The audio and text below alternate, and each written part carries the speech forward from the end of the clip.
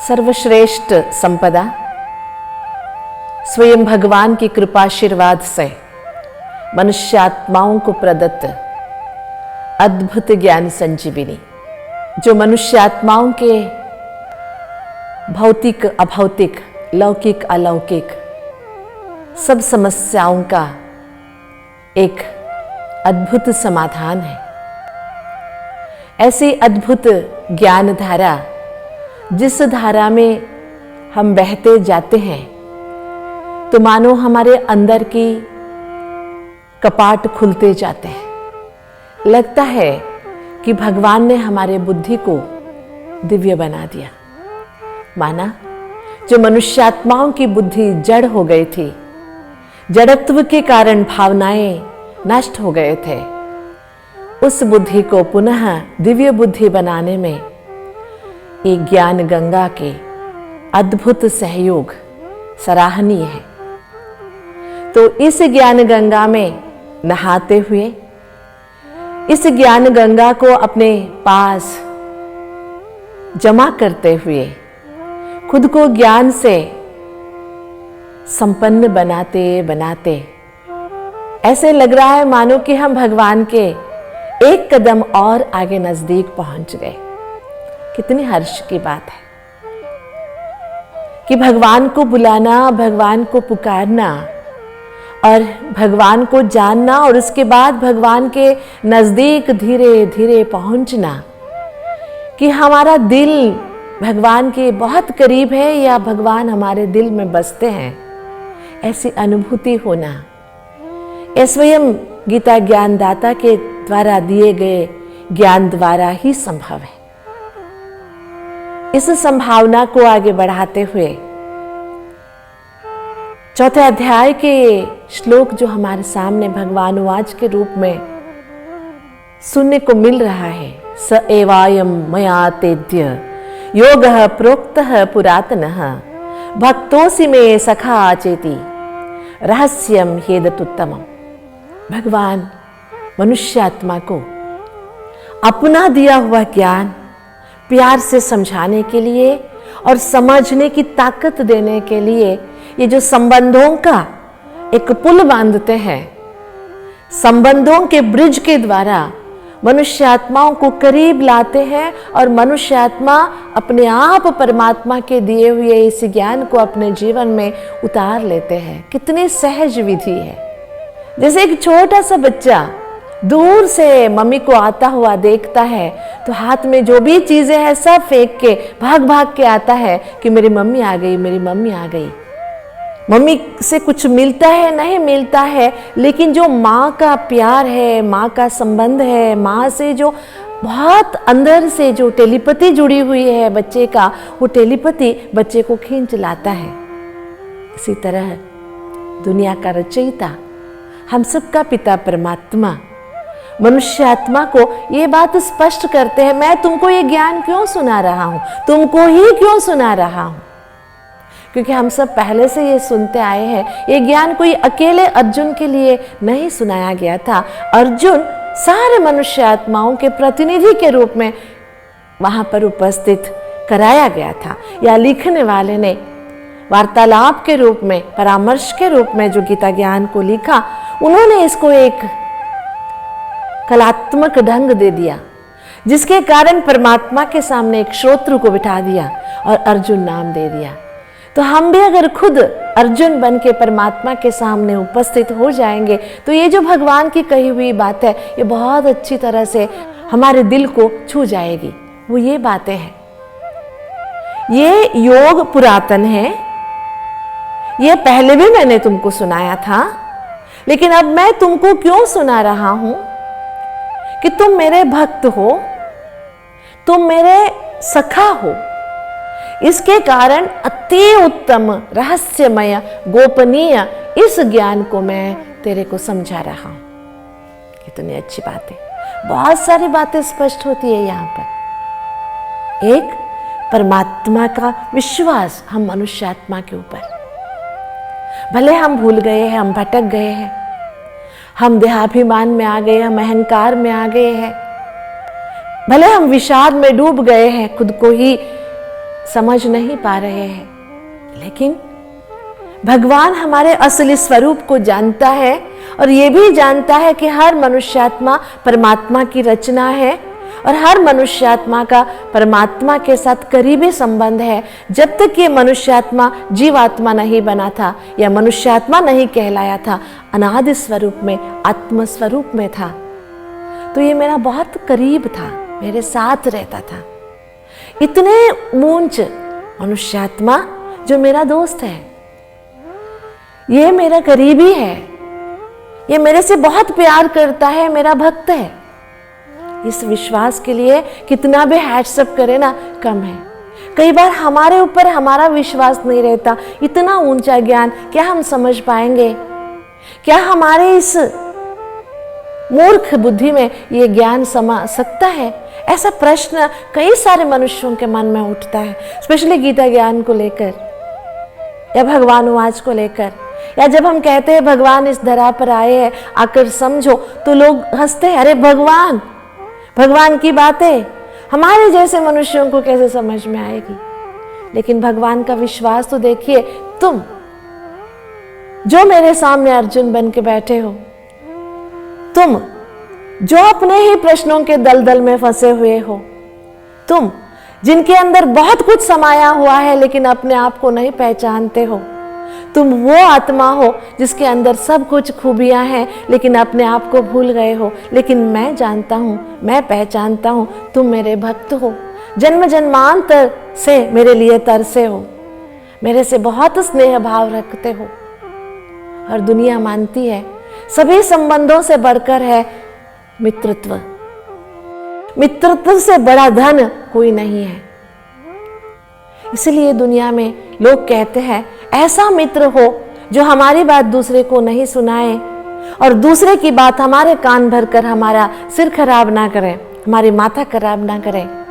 और ऐसा मित्र हो गलती करने पर अवश्य हमें चेतावनी दे, तुम गलती कर रहे हो, हमारे हाँ में हामी न भरे, उसी को तो मित्र कहते हैं। लोग ऐसे मित्र के लिए तरसते हैं और हमें अनचाहे यहाँ पर स्वयं भगवान ऐसे सच्चे मित्र के रूप में उपस्थित होकर कह रहे हैं मैं तेरे मित्र हूं और मित्र होने के कारण तेरे को इतने गुह्यतम ज्ञान सुना रहा हूं। तो क्या लगता है, मन हर्ष से स्वीकार करने के लिए तैयार है कि भगवान मुझे ज्ञान धन दे रहे हैं, लेकिन जब तक मुझे इस ज्ञान धन की पहचान नहीं होगी तब तक मेरे जीवन में परमात्मा की भी पहचान का महत्व समझ में नहीं आएगा। इसीलिए तो कहते हैं कि जीवन में संतोष धन से बढ़कर और कुछ है नहीं। वो संतोष कैसे प्राप्त होगा? जब हम खुद से खुद को मिलाएंगे और जब खुद को खुदा से मिलाएंगे तब मनुष्य आत्मा को संतोष धन की प्राप्ति होगी, चीजों से नहीं होगी। एक छोटी सी घटना याद आती है। एक बहुत बड़ा मेला लगा था, किसी ने एक बहुत बड़ा मेला लगाया था और बाहर पर बोर्ड पे एक लिखा हुआ था कि जो भी इस मेले से अति अमूल्य वस्तु को बाहर लाएगा उसको man of the year announce किया जाएगा या राजपुरुष, राष्ट्र पुरुष के नाम से उसको उद्घोषित किया जाएगा। सभी मेले से बाहर आते थे, कोई ना कोई चीज पकड़ के लाते थे। कोई सोना लाता था, कोई चांदी लाता था, कोई हीरे लाता था, कोई पुस्तक उठा के लाता था, कुछ न कुछ लाता था, कहता था ये मेरे लिए बहुमूल्य है। सभी आते थे, देखते थे, अपने को जब मूल्य लगता उसे लेके आ जाते थे। ऐसे ही एक सादा सीधा व्यक्ति अंदर गया और पूरा मेला देख के बाहर खाली हाथ आया।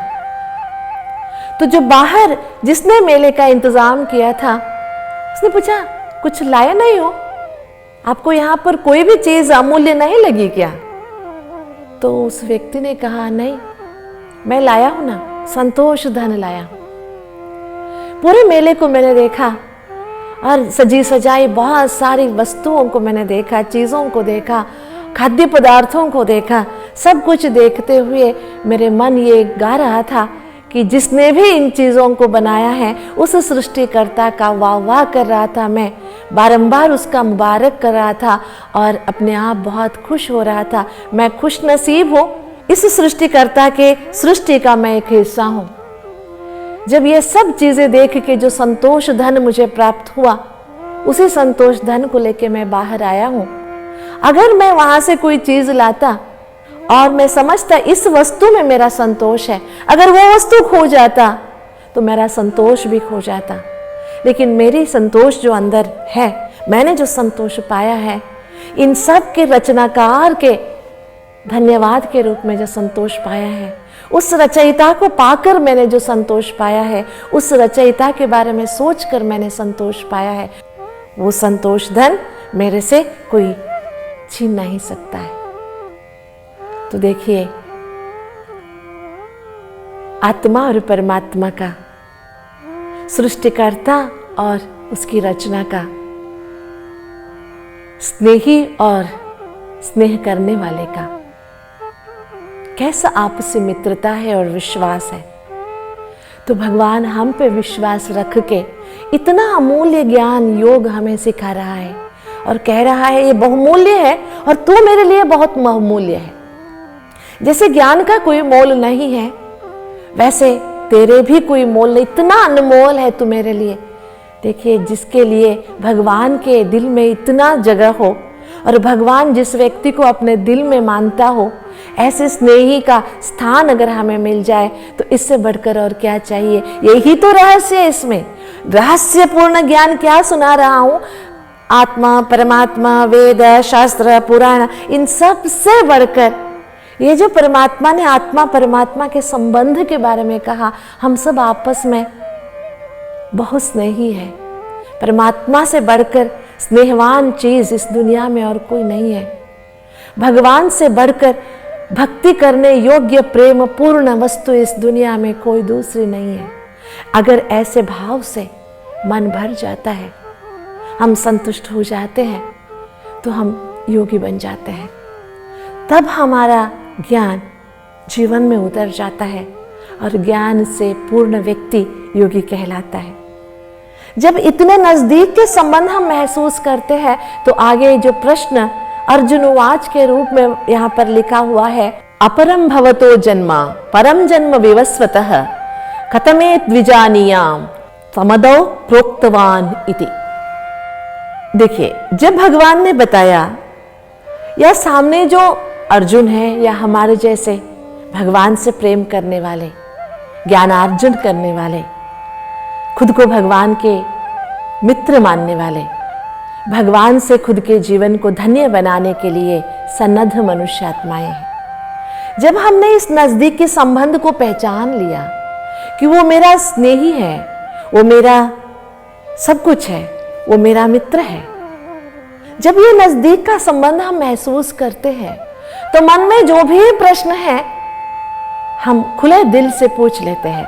ऐसे यहाँ पर दिखाया है। और ये कई मनुष्यात्माओं के मन का भी प्रश्न है जो अर्जुन के द्वारा कहलाया गया है। आप तो अभी हो, इस जन्म में हमारे सामने हो, और आप कहते हो मैंने सूर्य को ये ज्ञान सुनाया। सूर्य तो अनादिकाल से है, तो आपने अनादिकाल से जो सूर्य है उसको ज्ञान कैसे सुनाया? आप तो अभी हमारे सामने हो। यहां पर दो बातें हमें स्पष्ट तरीके से दिखती है। वो ये है, जब हम बातें करते हैं, या अर्जुन ने जिससे बात किया, या जब भगवान इस धरा पर अवतरित हुए थे एक मनुष्यात्मा के शरीर में, मनुष्यात्मा के शरीर में जब भगवान का अवतरण हुआ था, तो जो भी उस मनुष्यात्मा से बातें करते थे तो वो समझते थे ये तो लंबी चौड़ी बातें कर रहा है, ये तो हमारे सामने पला बड़ा है, ये हमारे सामने खाता पीता है, और ये कहता है ये इतना ऊंचा ज्ञान सुनाता है, ये कैसे संभव है?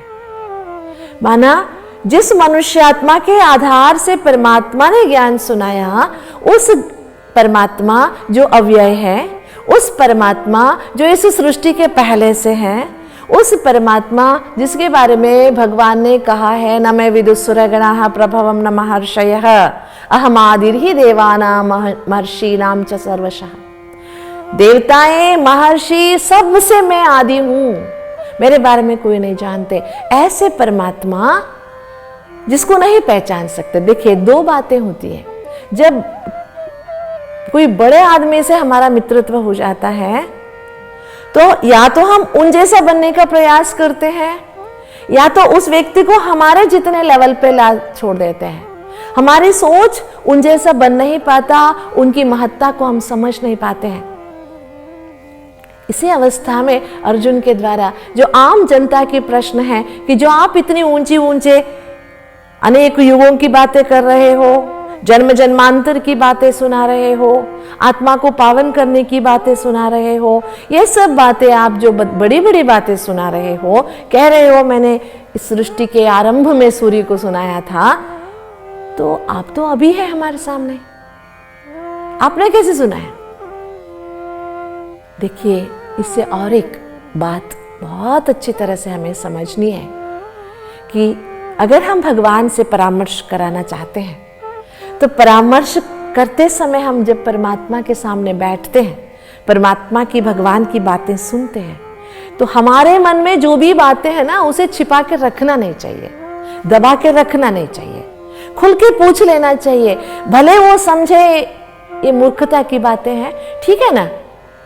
जब मुझे समझ में आएगा कि मैं मूर्ख हूं, तभी तो मैं बदल सकता हूं ना ज्ञानी के रूप में।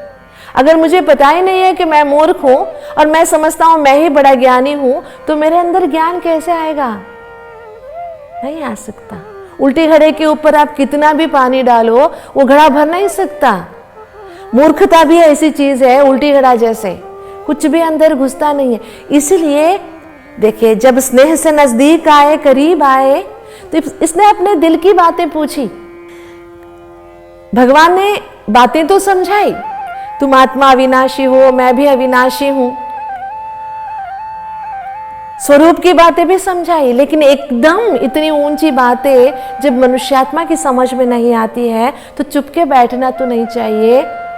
किसी को, सामने वाले को इंसल्ट करने के लिए नहीं, लेकिन खुद को समझने के लिए, उनकी कही हुई बातों की गहराई को जानने के लिए स्पष्टता तो चाहिए ना। उस स्पष्टता को जानने के लिए खुले दिल से अपने मन की बातों को कह देना, मन को हल्का करना और संबंधों को नजदीक लाना, संबंधों की गरिमा को बनाए रखना और घनिष्ठता लाना, ये बहुत जरूरी है। ये प्रश्न इस भाव को दर्शाता है कि जितना जितना हम परमात्मा से बातें करते जाएंगे, बातें सुनते जाएंगे। इंपॉर्टेंट है बातें करना। जन्म जन्मांतर से हमने बातें की है, लेकिन कभी चेक नहीं किया कि हमारी बातें उन तक पहुंच भी रही है या नहीं। आपको पता है ना, एक छोटे से बच्चे जिसके पापा नहीं थे, वो हर एक बच्चे के पापा को देखता था तो लगता था उसको मेरा भी पापा होना चाहिए। उसके एक मित्र ने अपने पापा को चिट्ठी लिखा और इसी के साथ जाकर पोस्ट ऑफिस में, पोस्ट बॉक्स में उस चिट्ठी को डाला।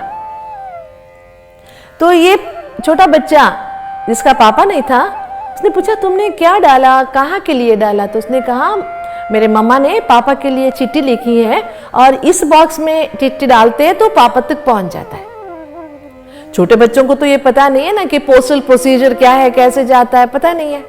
वो लोग सोचते हैं कि पोस्ट बॉक्स में चिट्ठी डालो, वो पापा तक पहुंच जाता है।